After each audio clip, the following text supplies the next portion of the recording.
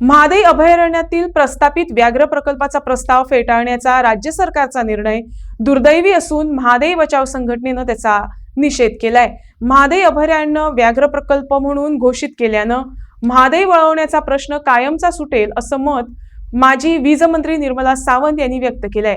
मुख्यमंत्री डॉक्टर सावंत यांच्या अध्यक्षतेखालील राज्य वन्यजीव मंडळाचा निर्णय राज्याच्या हिताच्या विरोधात असून याचा लाभ कर्नाटकला होईल असा आरोप निर्मला सावंत यांनी केला। आमचे टायगर रिझर्व त्या टायगर रिझर्वाच्या संबंधान उलोवचें म्हणल्यार तुमी 7 वर्सां कितें करताले? आतां जर टायगर रिझर्व एक्सेप्ट केल्लें जाल्यार खरें म्हणत जाल्यार म्हादईचे केसीक सपोर्ट मेळटलो आशिल्लो आनी म्हादईचे केसीक सपोर्ट करच्या ऐवजी म्हादईचो सपोर्ट काडून घेतलेल्या भशेन केला आनी कितकें काम जाल्लें पळय। डिमार्केशन झोन जाल्लो, कोर झोन जाल्लो, बफर झोन जाल्लो, एडमिनिस्ट्रेटिव्ह सगळें केल्ले, स्टेटस ऑफ ह्युमन हॅबिटेशन आनी रिएलोकेशन ऑफ विलेजीस इतकें करून म्हणजे परत हांगा इतकोय खर्च करून तुमी ना म्हणटात। जर हे केल्लें जाल्यार म्हादईक बरें पडटलें आशिल्लें आनी हांगा न करप म्हणजे it is another nail in the coffin. म्हणजे तुम्ही म्हादईच्या हाका कॉफिनाक सामकें घट्ट केल्ल्या भशेन करता अशें जालें ना की गोवा गव्हर्मेंटाचे हो आनी एक खिळो घट्ट करपाक म्हादईचें डायवर्शन करपाक ना जाल्यार ताचो आमकां फायदो जातलो आशिल्लो। खरें कितें आसा एक किलोमिटर तो कॉरिडॉर जर दवरलो आसत हाचो कितें म्हणून 1 kilometre distance from western Ghat तांकांय मागीर दवरचो पडटलो। म्हादई वायल्ड लायफ सँच्युरी, भीमगड वायल्ड लायफ सँच्युरी हाजे बद्दल विचार जावंक जाय। आमचो सरकार भीमगड सँच्युरी संबंदी कांय उलयत ना की तांणी ते प्रोटेक्ट करचें म्हणून। आमी म्हादई वायल्ड लायफ सँच्युरी आसा ती प्रोटेक्ट करता आनी आतांच हांकां कळ्ळें की खोतीगांवान टायगर रिझर्व आसा म्हणून, जाल्यार 7 वर्सां कित्याक काडलीं?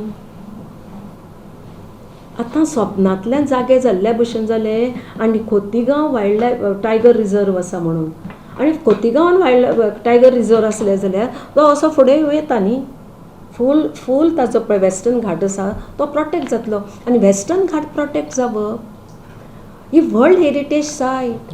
UNESCO has listed part of Maharashtra and Karnataka but excluded Goa. So UNESCO जेन्ना Goa exclude केला, deliberately it must have been done. So if UNESCO had included Goa, then the question of diversion of Madhuri wouldn't have arisen at all. So that is also one of the loopholes. म्हणजे गोवा महाराष्ट्र जे केला Western Ghats as UNESCO's World Heritage Site, अजे केला Karnataka, but Goa has been excluded.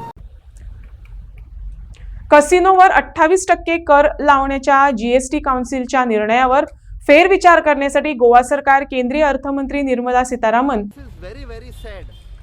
उद्योग मंत्री पत्र लिहिणार असल्याचा संदर्भ देत काँग्रेसचे कॅप्टन बेरियाटो फर्नांडिस यांनी माविन गुदिनो यांच्यावर हल्ला चढवला। गुदिनो कसिनो ऑपरेटर्सच्या हितासाठी काम करत आहेत असं ते म्हणाले। Very very sad. हे काँग्रेसांनी सगळ्या लोकांच्या मध्येन एक आमी सांगूंक सोदता की जीएसटी मिनिस्टर श्री मॉविन गुदिनो जेन्ना एक काजिनो ओ गॅमलिंग सिंडिकेट पळय आसा तांचेर जेन्ना टॅक्स वाडयता ही रेजीज ऑब्जेक्शन। तुमकां याद आसतली 2020 कोविडाच्या टायमार जेन्ना all the GST ministers of India met तेन्ना तांणी सांगलें जे मेडिसिनाचेर टॅक्स आसा ते काडपाचे म्हूण so that it benefits the people. वो एकटोच आमचो मिनिस्टर मॉविन गुदिनोन सांगुल्लें 5% लावपाक जाय म्हूण and there was massive opposition to that. So असले welfare oriented or people oriented जेन्ना मेजर्स काडटा तो ओपोज करता। The revenue secretary Sanjay Malhotra, इंडियेचो revenue secretary, he is on record saying by putting 28% GST on gambling, casinos and horse trading and all, to sangta there will be 20,000 crores that will be generated. So that will be for the people, it will come in the exchequer's kitty. So हे oppose करप म्हाका समजना because आमकां एक दुबाव लागता। आमी पळयलां की सदांच हालींच गोंयांत जितले ग्रावंड आसा ते सगळे हे काजिनोवाल्यांक दिता, सेम मिनिस्टर तांचे बरोबर तो दिसती पडटा। सो हे म्हारग पडटलें तांकां, लोक उगी रावचे ना and Congress party will expose this nexus between the minister and the casino lobby. कसिनोवरील जीएसटी दर कमी करण्यास सांगितले नाही असं सांगून त्यांनी फक्त gross gaming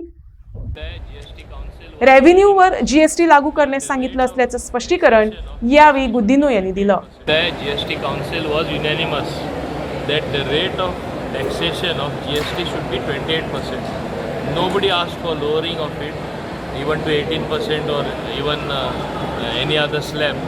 All that I was asking from the state of Goa, whether it was for casino, whether it was for online gaming, or whether it was for horse racing. It should be done on the basis of GGR, that is the gross gaming revenue. That is the practice followed all over the world.